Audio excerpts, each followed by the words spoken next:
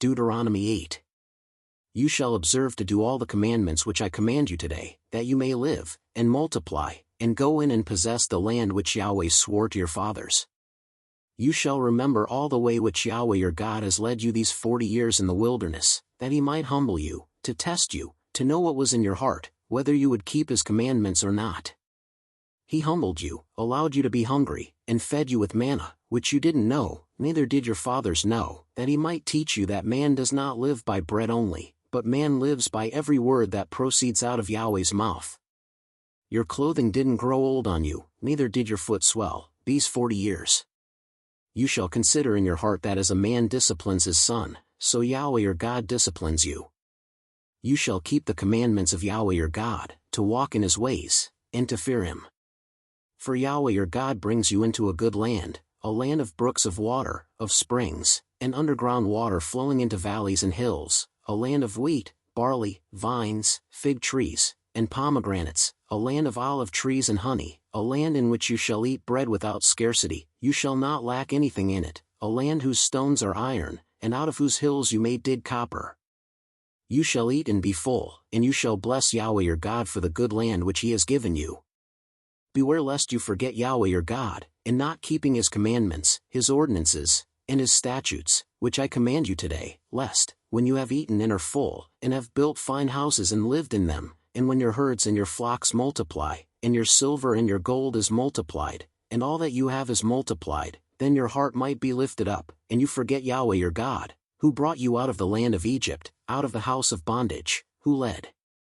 you through the great and terrible wilderness, with venomous snakes and scorpions, and thirsty ground where there was no water, who poured water for you out of the rock of flint, who fed you in the wilderness with manna, which your fathers didn't know, that he might humble you, and that he might prove you, to do you good at your latter end, and lest you say in your heart, my power and the might of my hand has gotten me this wealth.